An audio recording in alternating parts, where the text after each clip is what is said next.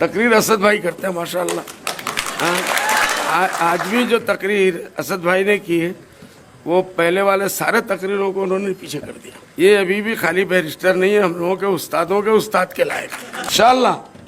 उसके बाद भी असद भाई भी जीत के आएंगे, हम भी आएंगे, और जीतने के बाद जब इनको एक एक सीट की जरूरत पड़ेगी तो उस वक्त असद भाई भी याद आएंगे और बदरुद्दीन भी याद आएंगे। दोनों भाई सिर्फ और सिर्फ अल्लाह के बंदों की खिदमत के लिए कर रहे हैं तो अल्लाह हमारे साथ है। इस वक्त मेरे हिसाब से सिर्फ इल्म, एजुकेशन, एजुकेशन, एजुकेशन और एजुकेशन।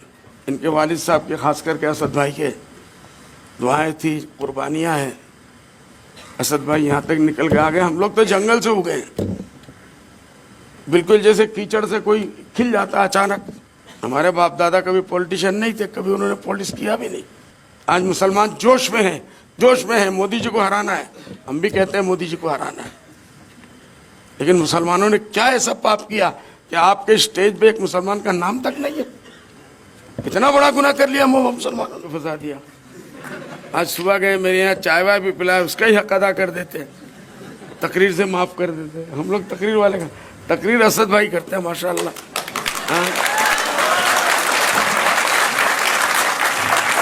आज भी जो तकरीर असद भाई ने की है वो पहले वाले सारे तकरीरों को उन्होंने पीछे कर दिया।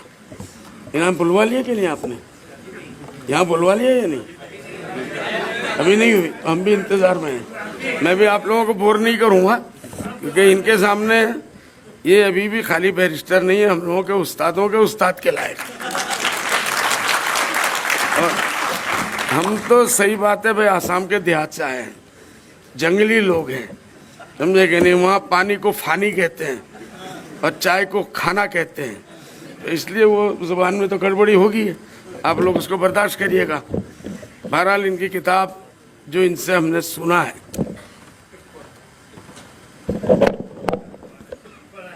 एजुकेशन, इसके बगैर हमारा कोई चारा नहीं।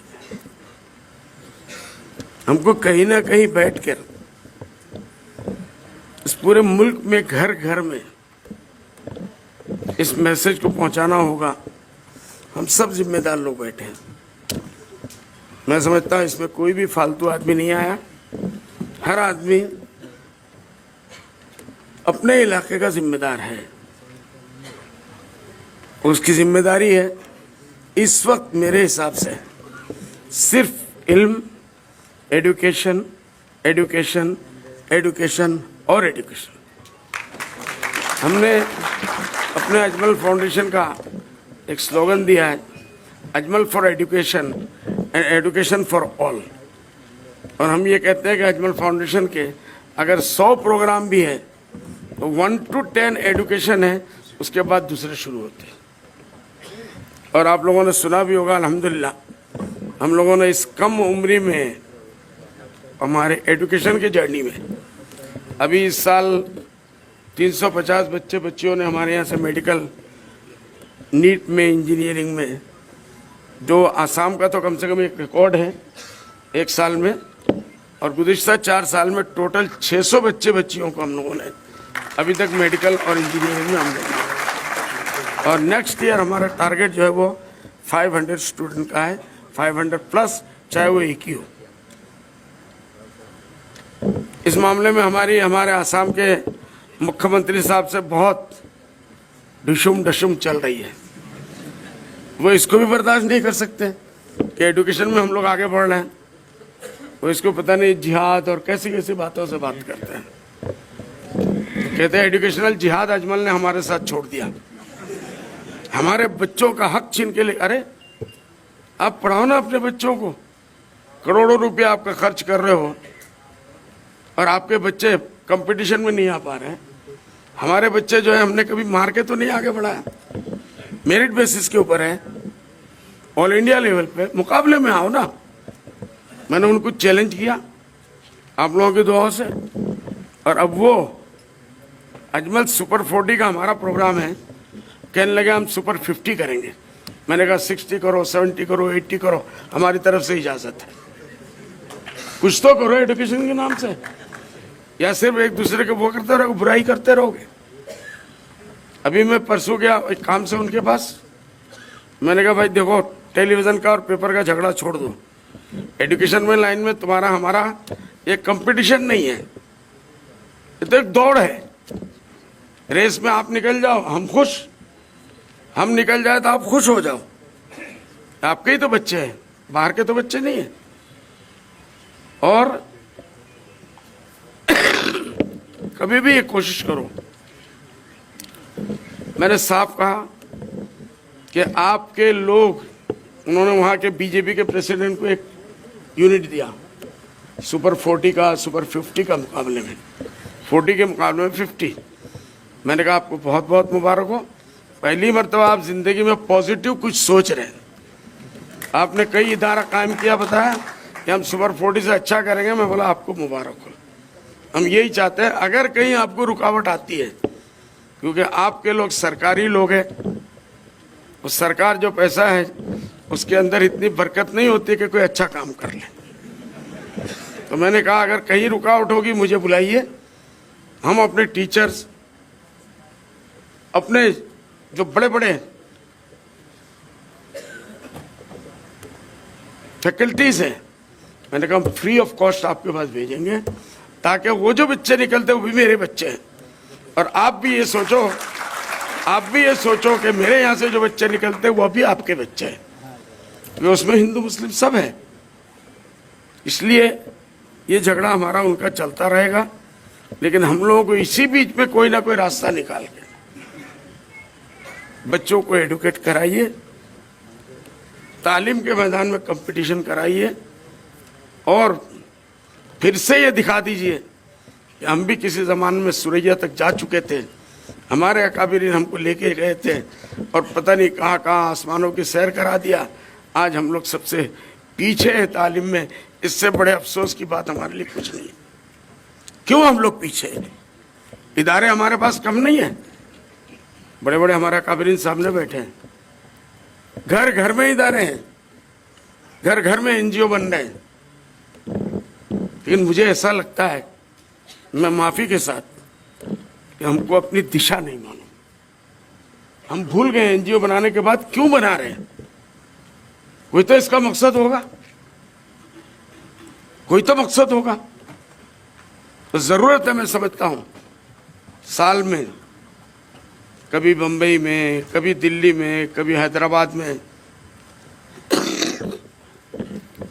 एनजीओ जो हमारे नामचीन है, वो कोई मुसलमानों के जरूरी नहीं है, गैर मुस्लिम भाइयों के बीच, एनजीओ के बीच में हम लोगों को बैठकर तबादला ख्याल की जरूरत है। मैं अपने हिसाब से इस काम को अच्छा समझता हूँ, आप अपने हिसाब से अच्छा समझते हैं, ये नहीं, इसको हटाना पड़ेगा। कौम इस वक्त क्या चाहती है, हम लोग कहाँ हैं, हमको अपने कौम को फ्यूचर का क्या रास्ता दिखाना है, उसमें तो हम लोग एक हो जाए, चाहे 2-4 पॉइंट भी हों। और वो सिर्फ एजुकेशन है। मेरे अपनी छोटी मालूमात के हिसाब से वो एजुकेशन है, इसके सिवा कोई चारा नहीं। पॉलिटिक्स के बारे में अब्दुर्रहमान साहब ने जो भी इशारा दिया, इनसे बातचीत होती रहती है, बम्बई में घर आते हैं, चाय वाय पिला देते हैं, जूस वूस पीते नहीं है ये, और पता नहीं दूसरा कोई पीते होंगे कि नहीं पीते होंगे, मुझे पूरी उम्मीद है कि नहीं पीते होंगे। तो मैंने इनसे एक ही बात कही, आज कह दूं जो सुबह कही, जब वो गलत हो जाएगा यहाँ न कहूँ, यहाँ नहीं कहूँ। चलिए बात समझ में आ गई, वो भी समझ गए, मैं भी समझ गया। मेरा ये कहना है, जी कर सकते हैं जी।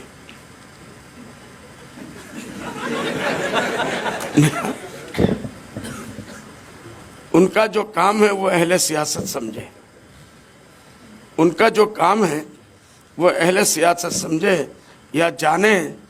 मेरा पैगाम है, मोहब्बत है, जहां तक पहुंचो।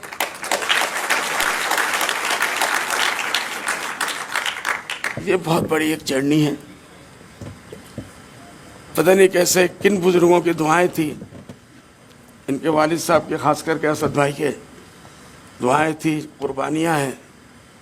असद भाई यहाँ तक निकल के आ गए, हम लोग तो जंगल से उगे, बिल्कुल जैसे कीचड़ से कोई खिल जाता अचानक, हमारे बाप दादा कभी पॉलिटिशियन नहीं थे, कभी उन्होंने पॉलिटिक्स किया भी नहीं, लेकिन आसाम के हालात में,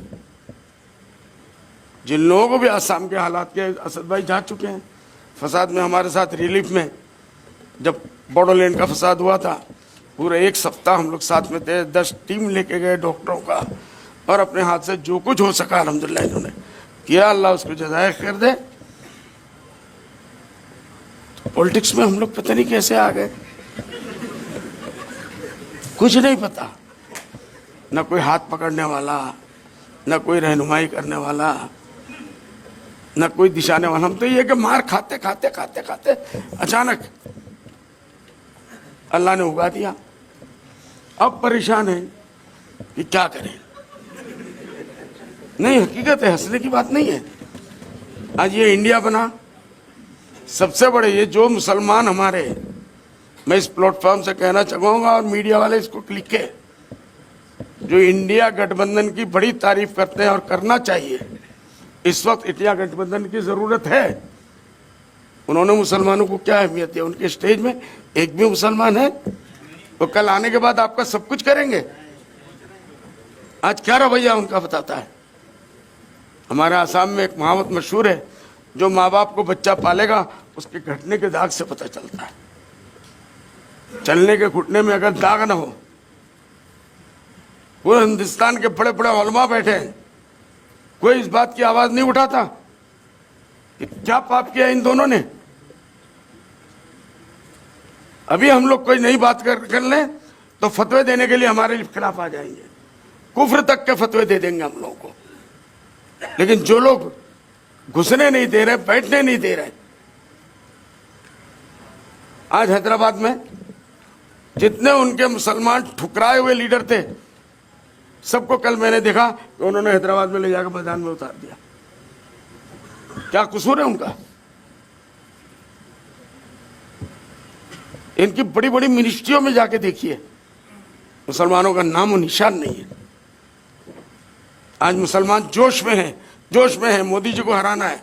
हम भी कहते हैं मोदी जी को हराना है, लेकिन मुसलमानों ने क्या ऐसा पाप किया कि आपके स्टेज पे एक मुसलमान का नाम तक नहीं है? इतना बड़ा गुनाह कर लिया मुसलमानों ने।